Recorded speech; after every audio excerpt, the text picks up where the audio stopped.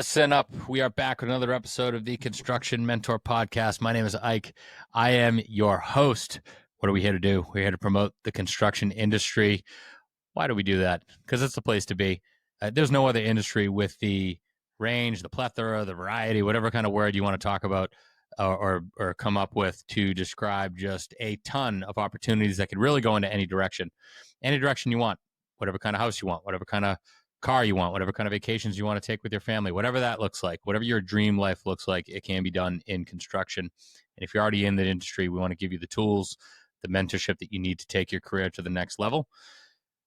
If you're interested in careers in construction, I want you to go to the links on any of my social media. There is a link there. And on that link, you can go find some courses that can help you learn about what it's like to be an electrician, HVAC tech, plumber, and my specialty, what my specialty has come to be, which is construction management. But for now, go do that in your own time. For now, we have a guest. We have David from PLH Exclusives. Yeah. You just had the tagline right there. But healthy homes, building healthy homes, and we're going to talk about what that means, what David means when he says that. But David, how are you? Good. Thanks for having me on. I appreciate it. So, David, tell people where in the world you are and what exactly PLH Exclusives does. So, I am in the middle of corn and bean country here in central Illinois. So, that's where we're based out of. That's where I've grown up. And, like you said, we are now specializing in healthy, high-performance homes. Healthy, high-performance homes. That sounds way better than what I just described. Yeah. And hold on, wait a minute. There's bean country out there? Is beans a thing in the Midwest? Yeah, corn, soybeans, wheat, all that stuff that molds. So, okay, and then I think that's where you're going with and that's where my the healthy, stories high start. performance homes. Okay, Yeah. because as a guy from Boston, I think we're Bean Town, right? But those are different kinds of beans than you're probably Different talking about. beans. Yeah. So, are you guys doing homes from ground up, or are you doing renovations? What's the niche? We're trying to narrow the niche, right? And that goes into my story a little bit. But yeah, if anything, if we want to niche way down, we want to. I always tell my guys this: our BHAG, right? Big Hairy Audacious Goal is essentially be the Chick-fil-A of healthy high performance, meaning, we're a Christian organization. I mean, Christian guys and women that our main goal is to try to be able to help everybody in every state be able to build a healthy home. If I just said high performance, some people are like, I don't really know what that means. But if I put the tagline healthy in there, they kind of start to understand. And if they haven't been watching the news lately, with all that stuff going on, then, we can kind of help them out a little bit more on what that means. Just when I hear high performance, I just think that like the refrigerator is going to talk to me or something. That's or thinking like drag cars or something like that, or some other sport. But yeah. Okay. And big, hairy, what was it? Audacious goal. Audacious goals. So there's all kinds of acronyms BHAG. for that. There's blue sky ideas. I heard that one this week. I've heard WAGs, wild ass goals. Those are always good to have. And I think that there's a science to that. And if you've never read Think and Grow Rich, for sure, I would 100% recommend that to anybody. There's a reason why it's an all-time great. But if you're ever going to hit that goal, you have to dream it up first and then take actions. Yeah. So how did you get into building? Was it always that? Like, did David know he was going to build homes and high performance homes and healthy homes when he was younger? Did you fall into it? Or are you responding to some sort of calling or event that happened in your life? The later is more true, I guess. The first thing I ever built, I actually still have it out at the shed here. I built like some chair out of old like scrap 2x8s or something when I was like 6. Like that was my first, right? And it's crazy that I still have it. It's weird that I have it, but no, I grew up farming. I didn't. This isn't like a third, fourth, even second generation, construction company. I built everything myself. But yeah, I started farming, right? So I know the whole aspect of what goes into and what gets sprayed on, and all the details of kind of where we're living at as far as like an environment. I went to school to get and I got a bachelor's of science in environmental biology because I was going to be more of like a eco restorationist or a wildlife biologist type thing, right? Uh, and then I lost my license going to church one morning at the first job I had in Wisconsin. I was going a little faster on my sport bike than I guess the cop thought I should be going. And that was a pivotal moment in my life where I'm just like, you know what? Maybe I should just move back home. And from there, it was just weird how God lays things into place, right? Or you try to do something, and he's like, that's not what I wanted you to do, right? Re-met my, who's now my wife, and we started looking into, getting a house or building a house. And I'm like, well, I'd love to build a log home because I've loved going up north to northern Wisconsin and all that. And she's like, actually, I've kind of wanted a log home too. And that's where it all started. I had no idea what I was doing. I taught myself how to be my own GC. I taught myself how to do everything I didn't want to pay somebody to do, right? Just typical farm boy mentality. I'll just figure it out, which you have to, as an entrepreneur, shut that off at a certain point, right? Because you need to learn how to delegate. But we attracted the log home company that we were getting the package from, and they actually asked us to be a rep for their company in Central Illinois, which hasn't had one in this area for like 5 years prior to that. So you contacted this company to build a house, right? I To build a actually got a log hold of the cabin. builder first, and he gave me a couple names, and through researching and talking to those What log was it home about you that they were packers. like, hey, be one of our reps? Well, they just saw how involved I was with the entire process, right? Between, being super intense with all the designs, all the plan. We designed our own house, kind of a culmination of a lot of different houses that we liked. We just put things together, and I designed it to where it would be, low maintenance and just all the things that we wanted. I kind of made it all fit and something I could do, right? So yeah, they asked us to be the rep. And then 2016 is when someone was going through my house looking to buy the package that we would sell. And they're like, well, I'd like to get one, but I'd honestly just like you to build it because I'm looking at yours. Why don't you build it? I'm like, I mean, I guess I could. So started my LLC, took that entire winter to just figure out and build my own website. Started doing my own marketing, and phones started ringing. And since then, I've kind of, and this is self-proclaimed, but I feel like because of the amount of calls that I've got from that, I feel like I'm about the only person that really is committed to working on log homes in Central Illinois.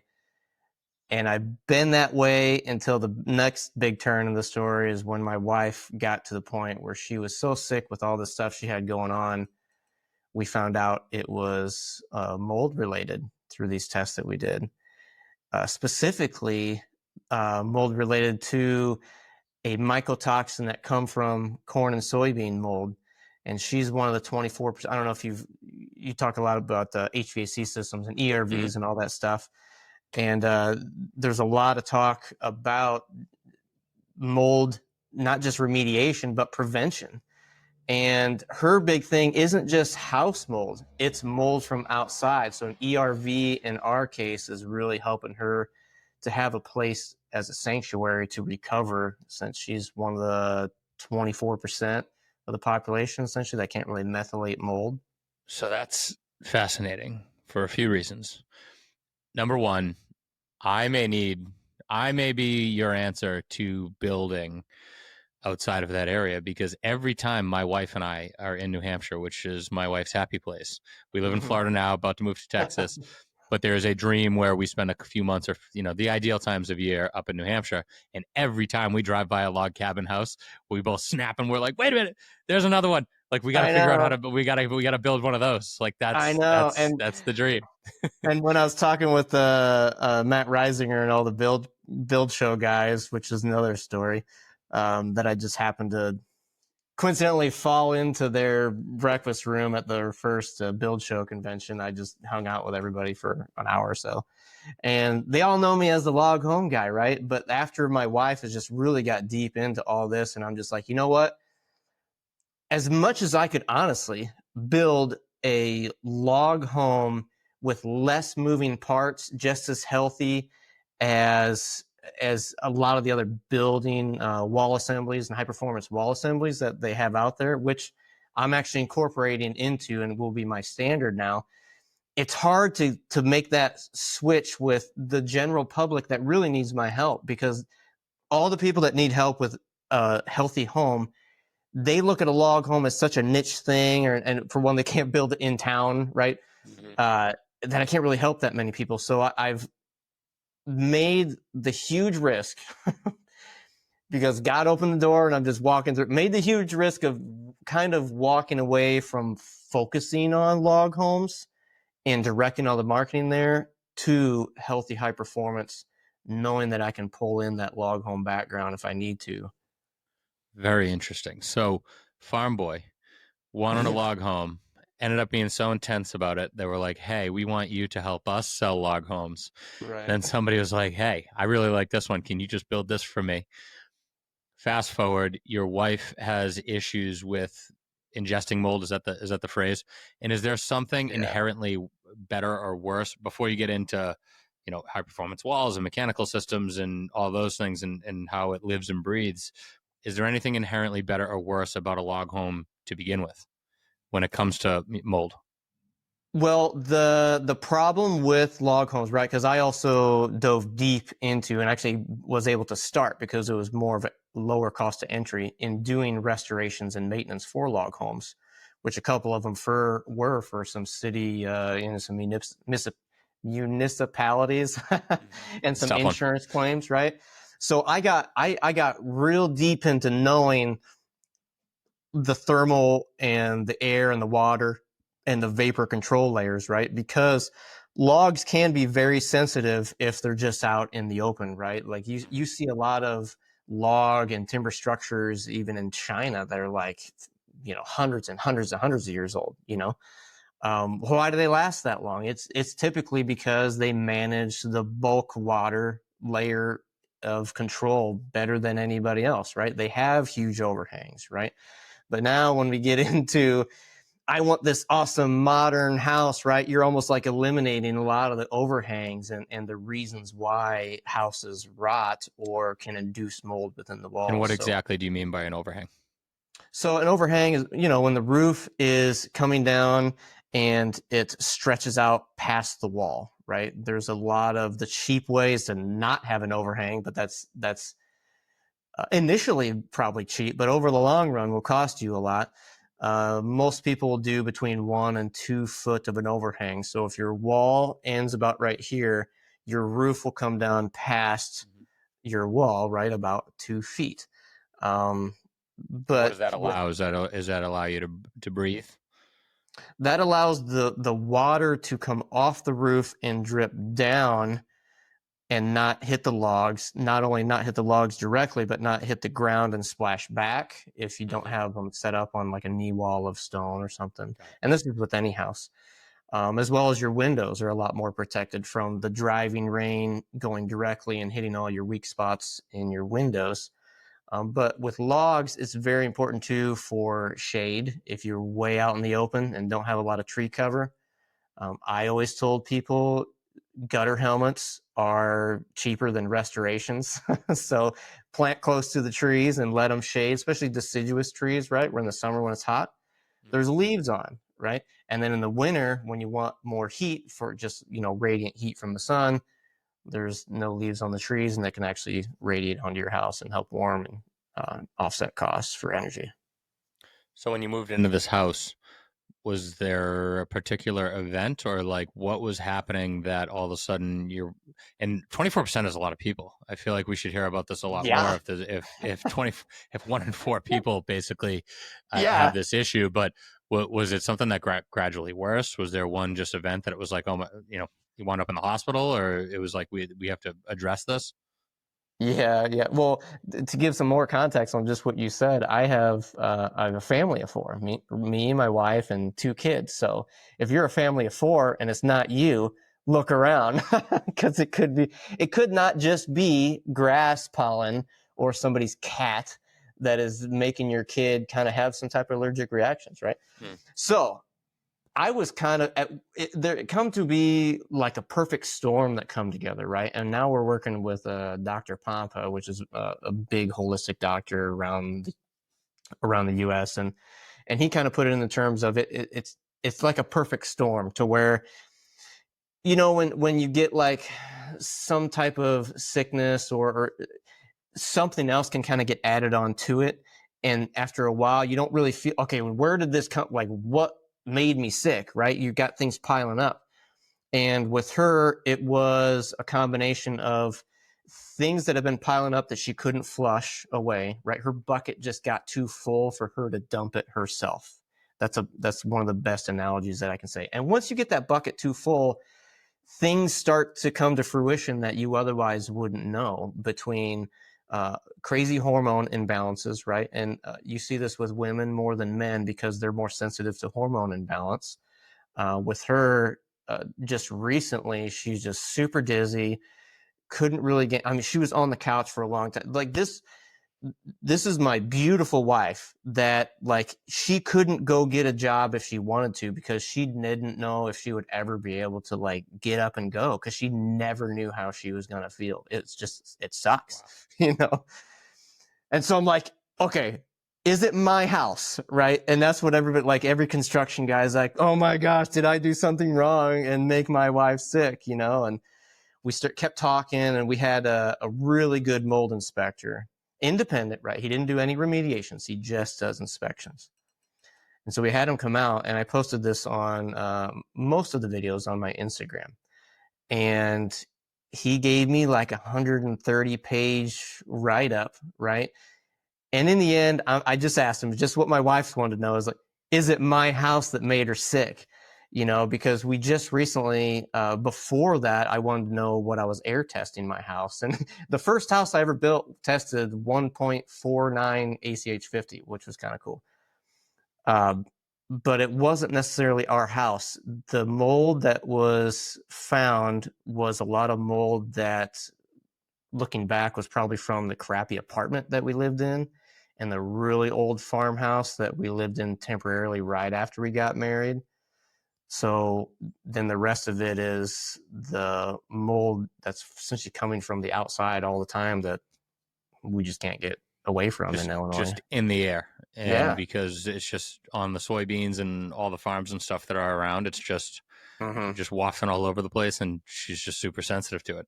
Yeah. She's And I'm sure literally there's a off the scale, spot. right? Like I'm sure the 24%. I'm sure that there's some that are really way worse than others, right? Some people are more Yeah. sensitive than others.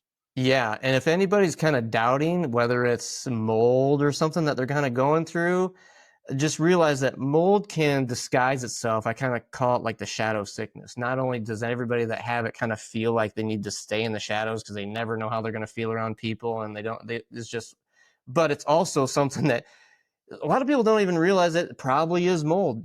I mean, you probably know too. There's 3-year-old houses that have been built to energy code, right? Because they probably sprayed closed cell spray foam all over the place, and they're just making this incubation of of mold because they wanted to build a barn dough, right? And the barn dough, they just spray foam everything. I'm going to make this as cheap as possible, and then they have mold issues, and it's just raining inside their attic and all this stuff because of the condensation that you make when you breathe, and it doesn't have any way to escape. Yeah, and what's funny is about a lot of the spray foam insulation that I've been seeing, a lot of people are recommending against now because it hides moisture, and Mm-hmm. you don't know until it's a serious problem. Right. It'll go on for decades, and all of a sudden it'll be a serious problem that, obviously isn't gonna be cheap to fix. There's an influencer. I don't know if you know who she is, Gina Bontempo. I think she's now Gina Florio.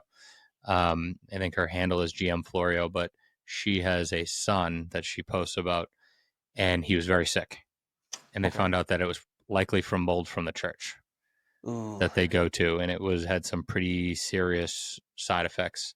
I don't want to, go tell her story, but she does Yeah. talk about it on her platform all the time. She has quite a following. She's got like 150,000 followers or something, and that's not what she posts about. She does political content, and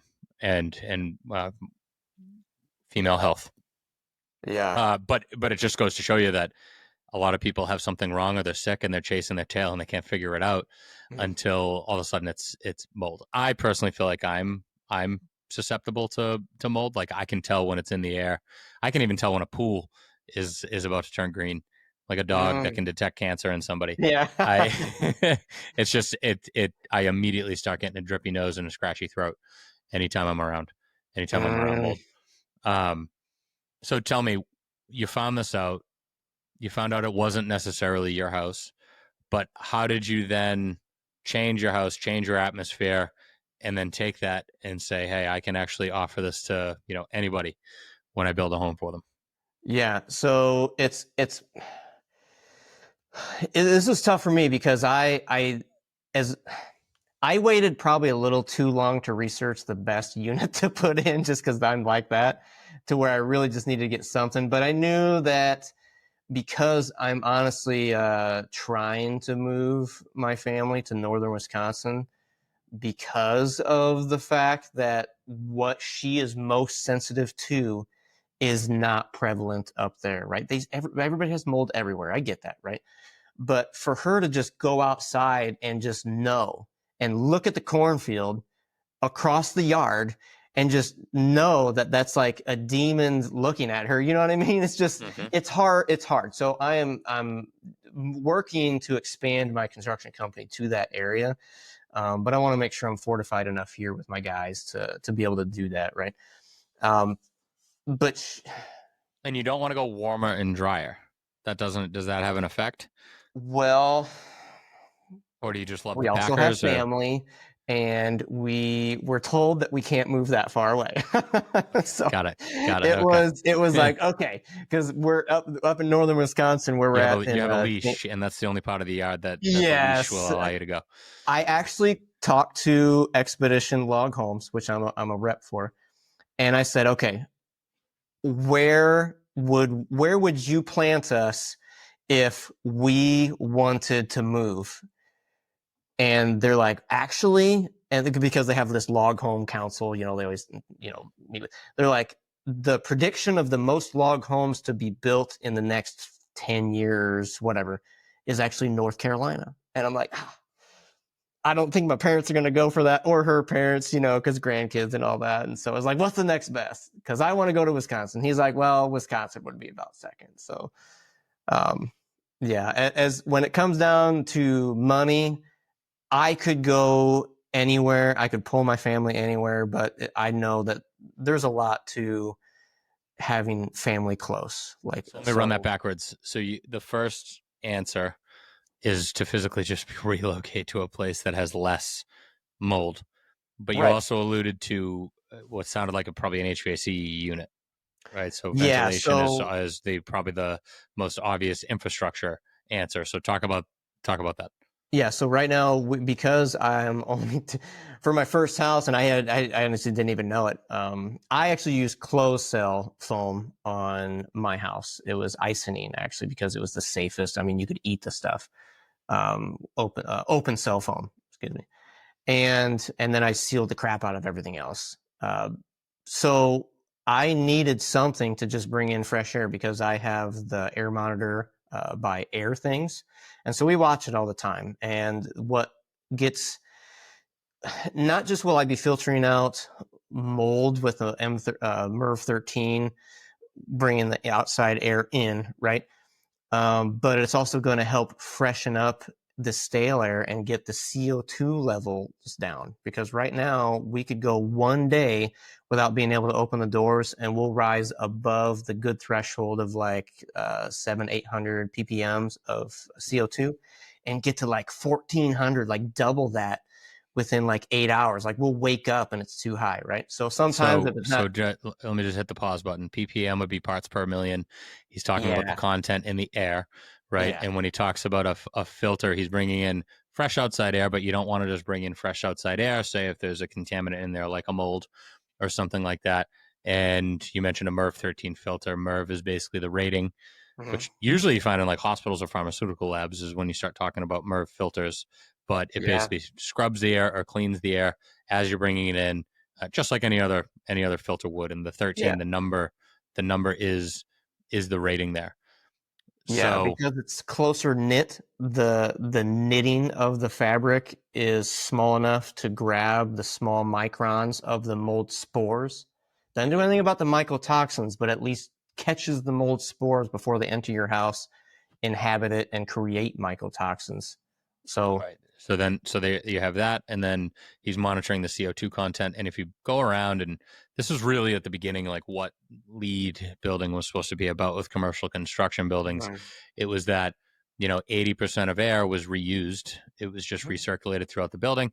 You see that in a window AC unit. People think it brings outside air in. It does not. It recirculates the air within the room, and that's why when it gets stuffy, that's because no fresh or no new air is being brought in there. And what are you doing? You're breathing CO2, as is anybody else or any other animals or anything in the room.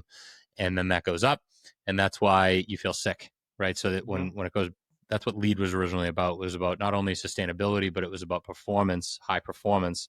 And when you have, better fresh air, lower CO2, productivity's higher, you're awake longer, people are more spunky at work, basically Better in office decision buildings. making, cognitive And decision making skills. Yeah. and for instance, I work in my garage. I'm in Florida. In January, it's great because it's Yeah. 60, 70 degrees outside, and I just open the door and it's awesome.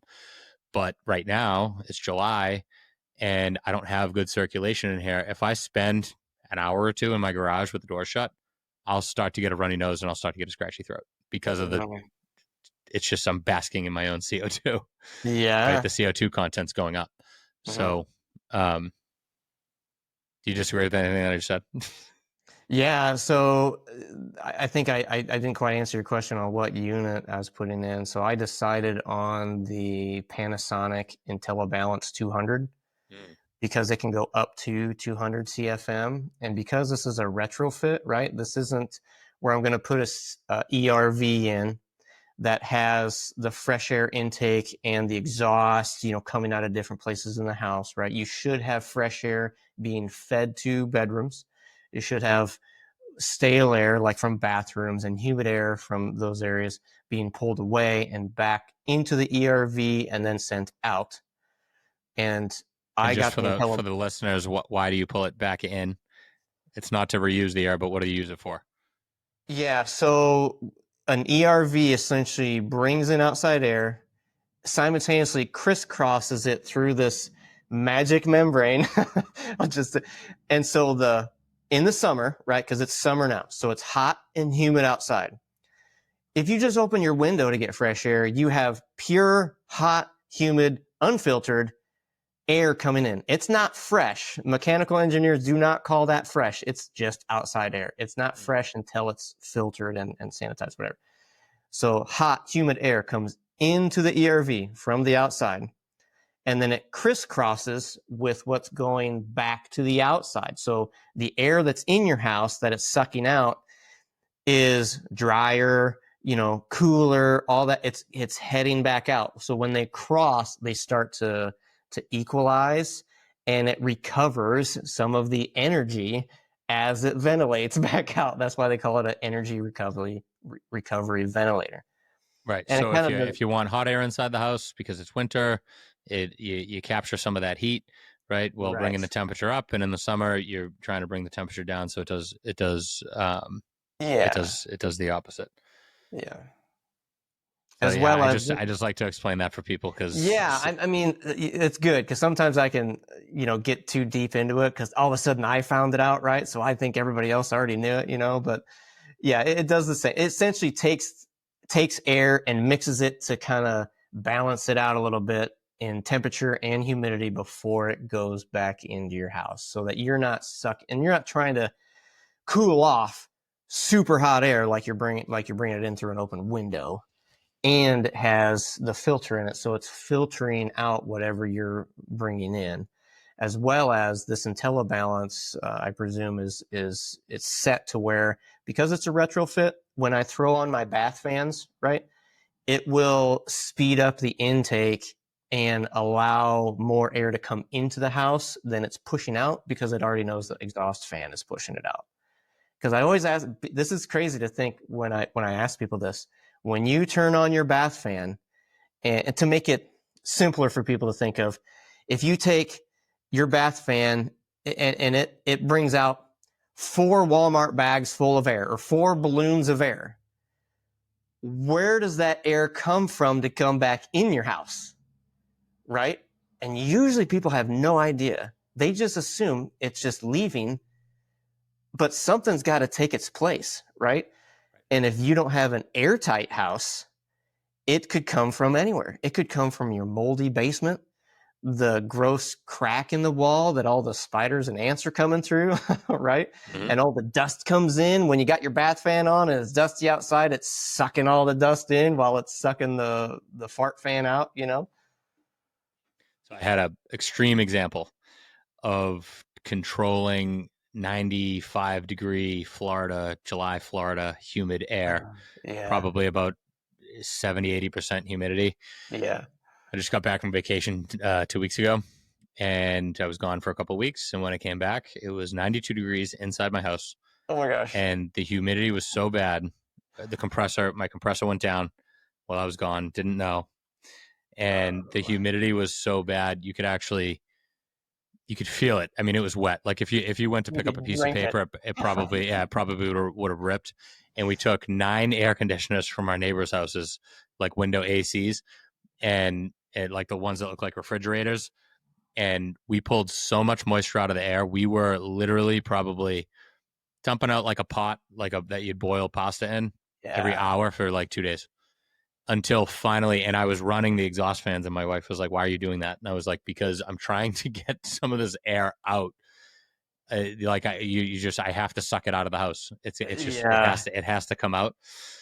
And I had I have a ductless mini split in my garage, and I had a whole network of air being moved around and humidity getting sucked out of the air. But after like 36 hours, 48 hours, the ACs finally stopped making so much condensate. And then the day after that, we finally got the temperature under control, because humid air is way more difficult to control than dry air. Yeah. Right. So, so a lot more that was the balance. energy goes into transforming, or I don't know, transferring energy in moist air than dry air. Yeah. Right. That's why you see a lot of gyms having a tough time, because it's all that latent heat from people sweating and breathing heavy. Sweaty guys. Yeah. So HVAC, that was the answer. Well, the first answer was just go somewhere where there's no mold or less mold. Second one was HVAC. Yeah, I went in construction, right? And even in business, like what you talk about too. Sometimes the best thing to do with figuring out is just take away the hard stuff. Stop trying to make everything so easy before you just take away the hard stuff. Take away the source, right? What is it hard for business? What is it hard for building? What are the things that are holding you back, right? Instead of focusing on, I'm going to make this little thing easier than it was before. No, just take out of the hard, stop doing the hard thing, And so for us, it'd be easier to just go somewhere else, right? Especially since we want to go up there anyway. But secondly, to whether we're going to be in this house forever or not, we're going to be here long enough to where I have to put something in here. And later I might even put, depending on, we want to see how this works, right? Because an ERV will do some dehumidification, mainly because of the work it does by not letting that much humid air come into the house, right? Mm-hmm. So you have less to dehumidify. But it's almost better to have a standalone whole house dehumidifier, not plugged into anything else, and let it run its own thing. But it gets pretty costly. So we're going to try to do the ERV first. and then we could plug this thing in, the dehumidifier in. And what else? So what else are you telling people or advising people when they come to you and I want one of your exclusive homes. What else are you recommending to people for a healthier home? I need them to get to know. It's like everything else new, right? I have to educate them or point them in a direction of education so that they can know that they're kind of making this decision on their own, as well as me asking them questions about their sensitivities. Which, there's some people, I say log homes, right? But there are literally some people that have a pine allergy. So there's different things that people are allergic to, and the more you kind of set off their allergies with one thing, it could like amplify something that may be even worse, but their body's trying to fight something else, right? That's why, when you're really sick with like cancer patients or whatever, like you can't be around them because they can't take antibiotics or something like that, right? Because they're so sensitive. That's kind of like what mold does to you. And so when I'm working with homeowners, I want to know what they're sensitive to. Because within budget, right? Like I'm a Midwest farm boy, right? Like it's not in me to just build, $10 million houses for people with unlimited budgets, right? So I first walk through what's your most sensitive thing that you have or have to deal with. Or if they don't know, I help them walk through it, and I'll just kind of see and maybe even give them some things to smell or something and see if it affects them. But ultimately, an ERV is good because it can counteract, a lot of the bad things or the mistakes that may happen within an envelope. But their wall system needs to be able to dry out. I would have a better drying out ability within the wall assembly and roof than to focus on energy efficiency. Because tell people what you mean by dry out. Like, why isn't your wall dry? What are you talking about? It's dry in my house. What do you mean? Well, you think, right? Like, so I've also dabbled into wood drying. So I've also had like a wood drying business, and I can tell how much water can come out of the cells of wood within just a couple months, right? So I've taken a tree, cut it down, milled it into slabs the same day, right? Because I do like slab stuff like that, like the thing I got behind me, and I can put it in my iDry vacuum kiln, and from being super wet, fresh green wood to being like 8%, which is about the percentage of moisture that you need to build like any indoor furniture or something. On a full load, I can probably pull out, and you know how big my thing is, but I can pull out probably 2.5 tons of water in 5 months. That is a lot of water. So back that off. Okay, what does kiln dried mean in the construction world? Kiln dried lumber, it has to be kiln dried for you to be, building with it, right? That's in code and almost everywhere. And kiln dried heat treated, right? It should have a KT and a HT or something stamped on the wood, That is typically kiln dried down to like anywhere between 10 and 12%, sometimes 14. And that's still wetter than what your house is going to acclimate to in about a year or two of you living in it with your air conditioner on and things like that. So imagine even though it's a brand new house, it's wet. Now, if you have a slab concrete floor that didn't quite dry out, or you didn't do, the little plastic saran wrap test to see if there's moisture coming up into the right. If you didn't do that, then you don't know if it's right. You don't know if your wood is dry if you haven't tested it. So it's funny. So, what you're saying is that the wood continues to dry after the house is done. And if you've ever bought a new house or anything like that, or you've gone into somebody's house that's relatively new, you'll notice a year, 2, 3 years down the road, might be a crack in the ceiling, especially if it's a long run of drywall, 30, feet, whatever it is, at the corners, especially if a coffered ceiling, very common to have things cracked there. And they say the house is settling, or they say the foundation isn't settling. That it's not moving. It's shrinking expansion as moisture is leaving the wood still. And then you just alluded to, and this happens all the time in even commercial construction. For me, I've had a lot of applications where if you pour a new concrete slab, people don't know this, but you cannot just slap flooring on top of it. You have to get the moisture content down. And what you just, sometimes the moisture test literally is that you like duct tape saran wrap to the floor and you watch condensate, like almost like a science experiment in the fourth grade. You'll watch raindrops kind of form. But it's a big problem, and people do it all of the time. And then what happens? The floor buckles. You'll have if you have carpet tile in there, the carpet tile will actually physically be wet. It'll cup, and you'll have to replace Delaminate, your yeah. and glue will be everywhere, and it's a freaking mess. But long story short, anything that has water in it, concrete and wood is porous. It's a sponge to some level, right?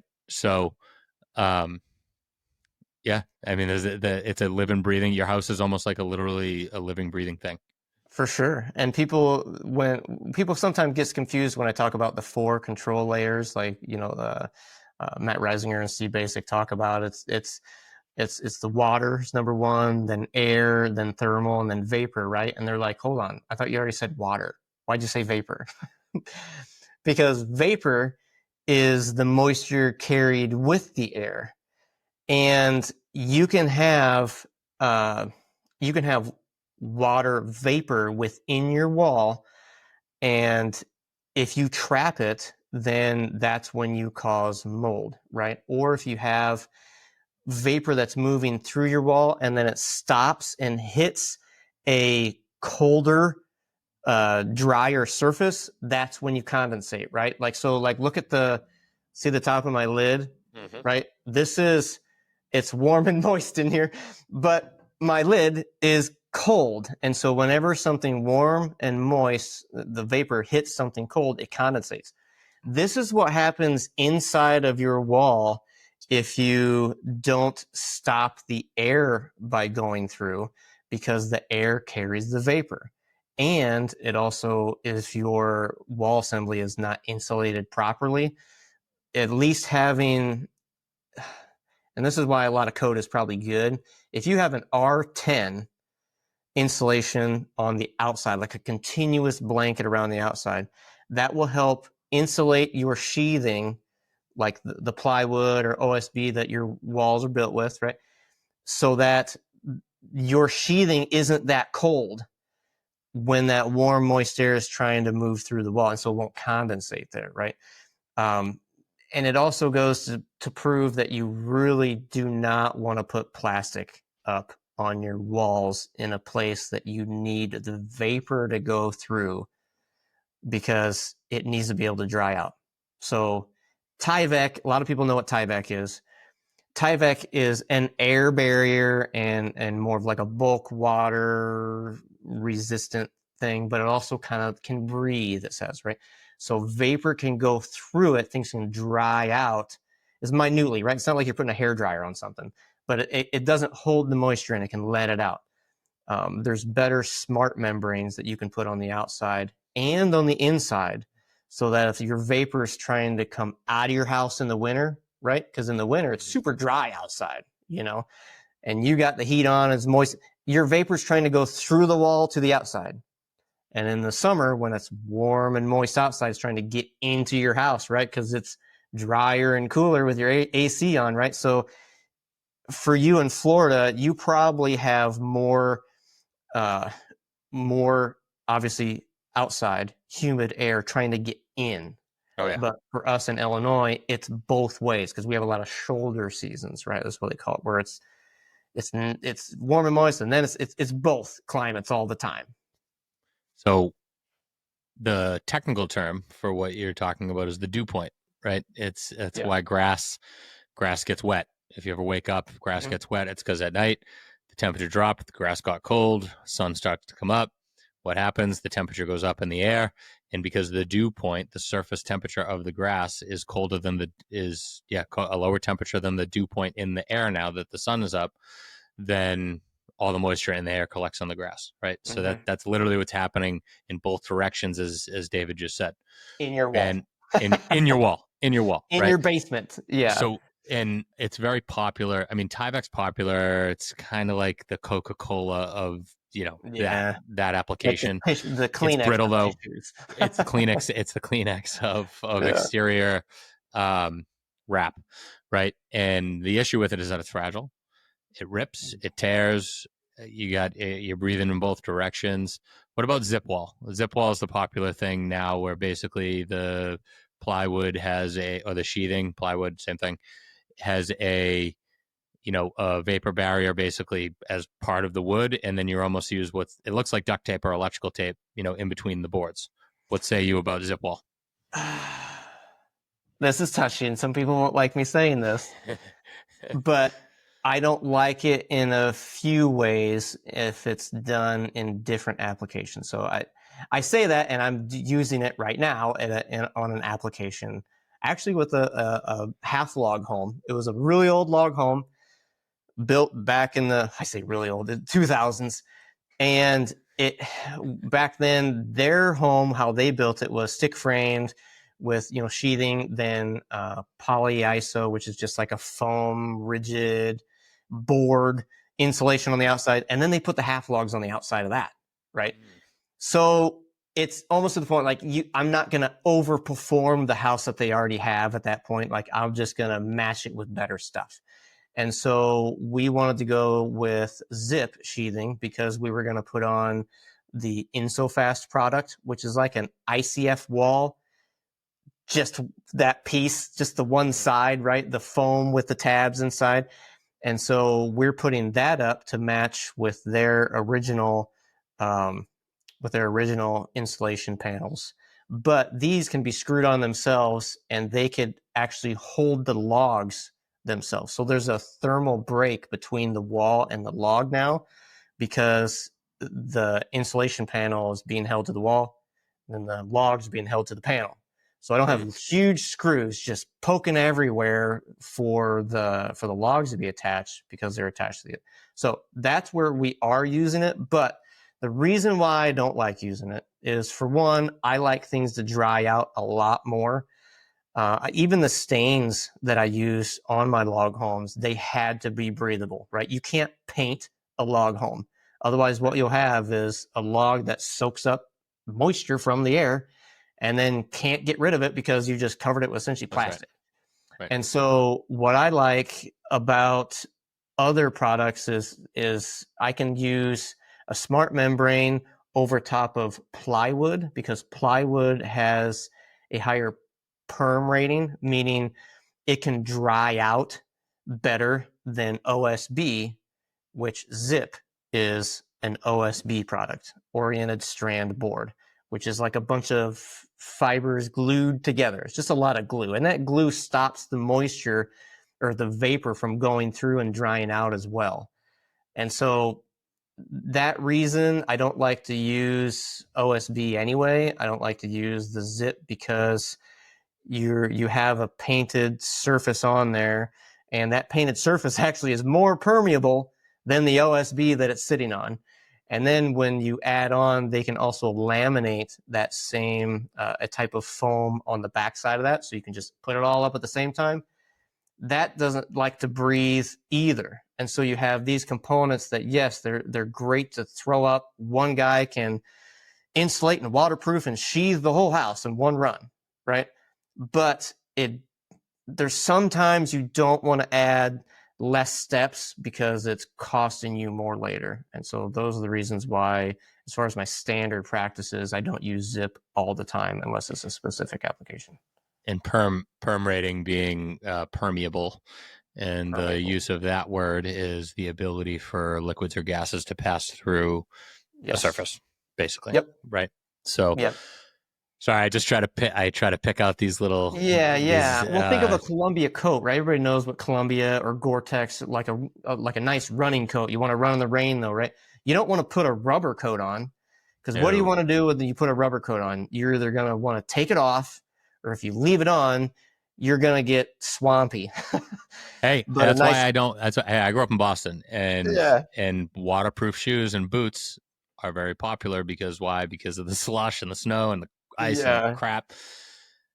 That's swamp in there, even if it's 5 degrees out. If you got some weather, some waterproof boots or shoes. So I don't even like waterproof shoes, even in the coldest and wettest situation, personally, for me. And then, of course, if you actually get moisture in there, if you take that deep step into a nice pile of snow when you're coming off the sidewalk, and then you go real deep, deeper than you expected, and then you get water in there, then it ain't leaving. So, No, so you're just really no. screwed. Um, so anyway, so I think that's super interesting. And I don't think a lot of people realize that. I don't think a lot of people would be surprised, like, oh, mold, HVAC, ventilate that. That's the answer. Mhm. But I don't think that a lot of people realize what a permeable surface is, what different assemblies are like, that things actually breathe, that like your siding and your shingles and things like that, like water is actually meant to get behind it, right? It's just meant to guide it away from the house so that it Mhm. actually doesn't seep into the wood, and then the wood, as grows mold and everything else, like you just described. So is there anything else that you're focusing on in recommending to people, or are you just, and let me take a step back even further, are people coming to you asking for that expertise, or are you saying, hey, are you aware that like this could be a thing or something you may want? Or is it just, or are they just like, log house, and you're like, hey, yeah, log house is great, but have you considered these things? It's growing because I've been very intentional and very intense about moving in this direction, but in a way that I'm not going to cripple my business, right? Mm-hmm. So marketing has really essentially set off here this year.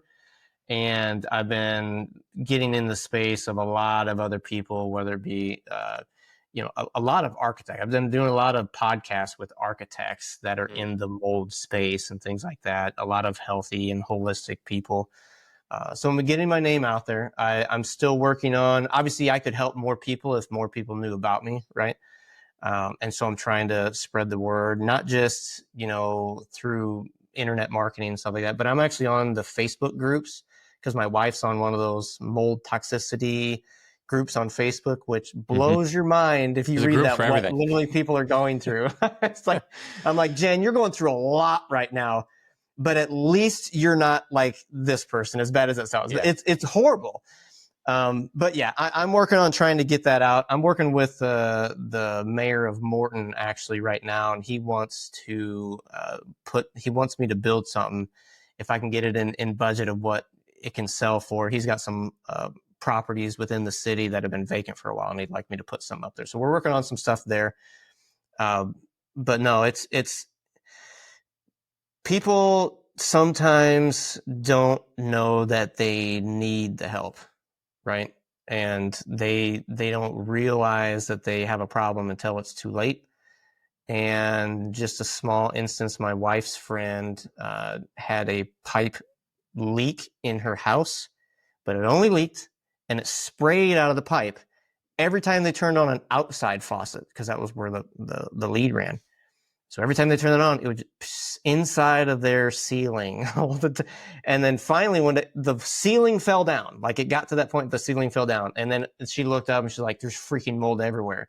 To which she had to apologize to my wife. She's like, I thought my house was okay. And you felt bad after, just like you. She felt bad after that, after she was at her house.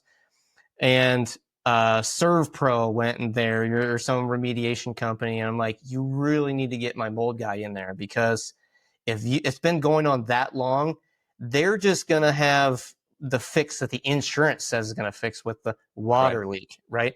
But that mold being there long enough is probably been spread through spores throughout the entire house, and you want to make sure that you catch it all before you cover it back up and then think you're okay until a year or so later to where it just Sure. comes back more. So Man, that's crazy. And I'm curious, as you're talking to people about this, the reality is that it's a premium, right? It's a premium to deal with these things sometimes. Are people, you already said you're not dealing with people that have a blank checkbook to just build a monstrosity, $10 million home or whatever. How often are people, jumping at the opportunity to either upgrade the HVAC or go with a specific wall assembly, even if it's a couple extra bucks? Well, I asked the questions about, and this is already after me talking to them and finding out what they're sensitive to, right? So and it's not doing it to be manipulative. Like I know what it's like to literally lose years of life because of my wife. It just disappears, right? And could I get that back? Absolutely. And if I can be a better salesman, I guess, to be able to draw out what people are hurting with, then I'll keep pushing on that, because I know the importance of what they're going to end up like. They're going to build a new house, and they could think that they're doing it right. They could think that just because it's new, it's healthy, and it doesn't always mean that. So I always tell them or ask them, what's it going to cost if you don't build health focused, right? What's it going to cost you if you can't work for the next 5 years because you're down so much? Like what is you not making a paycheck every week? What's that going to cost, right? Yeah, right. And so that opportunity cost, or that FOMO, right? The fear of missing out. I try to push on that a little bit more. And like I said, it's all for good intention, because I know I've lived through why that's better. And I keep talking with people. The more people find out what I'm doing, they're like, oh my gosh, yeah, I just built a shouse, you know what I mean? I spray foamed it, and it's been like 3 years, and now we're replacing this and that, and we got mold in the walls, and it's just, oh my gosh. The cost of remediating something right now is crazy, and that's if you can get on to someone's schedule, because no one's, so. And I mean, that's the other thing, and I post about it all the time, is that there's trade shortages all over the place. And actually, my most recent post, I said, everyone wants to talk about electricians and plumbers and carpenters because that's what they know. There is dozens of other trades. I mean, just without even trying, I named 60 other trades, and people that can remediate and test and do all these things. They're just not even trades that people think of. Mm-hmm. But that's always an opportunity for a business. It's always an opportunity for entrepreneurship. And, I think as far as there's a cost for everything, right? And of course, the healthier option is just like when you go to the grocery store, the healthier option is typically a little more expensive, but your intent seems to be in the right place. You're not just selling people, fresh air with no way to prove it or no ROI to show for it. You're genuinely looking out for people because you don't want them to go through what you've already gone through. Mm-hmm. And that 24% of people, 1 in 4 people are at risk for feeling the same thing. So, so amen to you. Coming up in about an hour, I always like to end by giving you the floor. If you have anything else that you were hoping you got to talk about, or any message that you wanted to send out into the world, David, the floor is yours. Well, I always tell people, whether I'm going to build for them or not, I always, remind them that you're only as healthy as your home is, right? And if they're not quite knowing, or they haven't figured out what to even ask their builder to start a process, whether it's a regular home or a healthy home, if they want to go to my Instagram, which my Instagram is David Arbeck, spelled David, and my last name Aurebeck. Click follow, and then message me Sanctuary, and then I'll send them, it might go through my lead program a little bit, but I can send them my build survey that I built, and they can go on my website and kind of do that. And somebody in my team will probably get a hold of you, right? But it'll be a great help of you getting the questions asked to you, so that you can better understand what your builder should be asking you, right? Like, what are the most important first questions? There's a lot of them, right? But he needs to be able, or she needs to be able to ask you things that are going to draw out the most important things to you. And in my eyes, it comes down to health, right? So and that's great, because even if somebody's in a different part of the country and, you're not going to get the business from them, they can know what questions to ask, which I think is the most important thing for people that are in the industry, because look at all the things that we just pointed out that are regular jargon, just buzzwords that we listen to every day in our jobs that 99% of people don't probably ever hear or ever think about. Yeah, and this is kind of not off topic, but it's a little nuance. I'm also going to give you the questions that will help you be better educated to approach a builder. Because right now, if you come to a builder and you're like, oh, I want a house, and I think I want a gray wall, and I think I want a toilet, and what he's going to be like, okay, next. You know what I mean? Because all builders right now, if they're good at anything, they are so inundated with a lot of people that want something done. for you to be better prepared to come to them with questions already answered, they will be so much more liable to choose you as one of their next projects. So You're I talking think about it helps. becoming an attractive client, which every single Yes. person that I've had on this podcast that has their own business, that is a thing. Mm-hmm. Because there is such a shortage and because there's not a ton of help, what does that mean? People are much more selective with who they work for.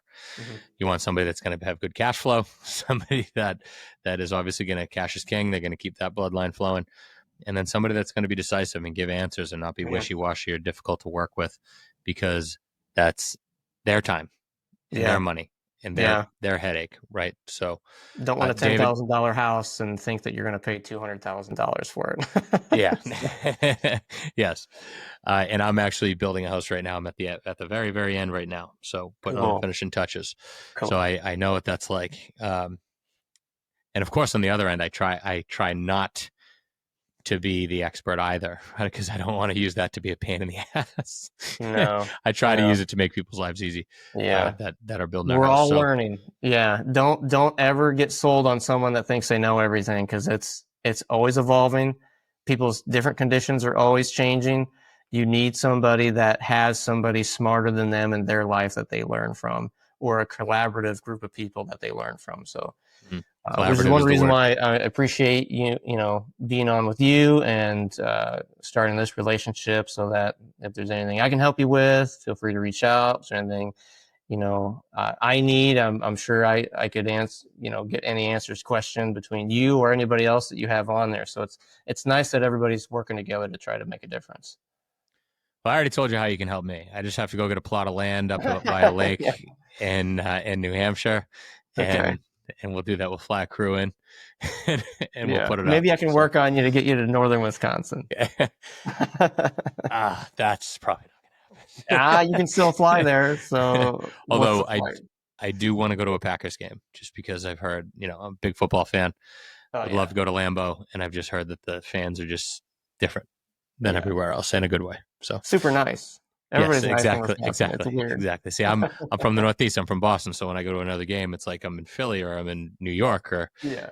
not nice. We aren't nice to each other. So, so David, I appreciate you coming on. Yeah. Again, Construction Mentor Podcast. You can check this out on any of the major platforms, and go check out David on Instagram at David AURBECK. Yes. Yeah. Look at that. I appreciate you Awesome. coming on, and I'll see everybody next time. All right. Appreciate you, Ryan.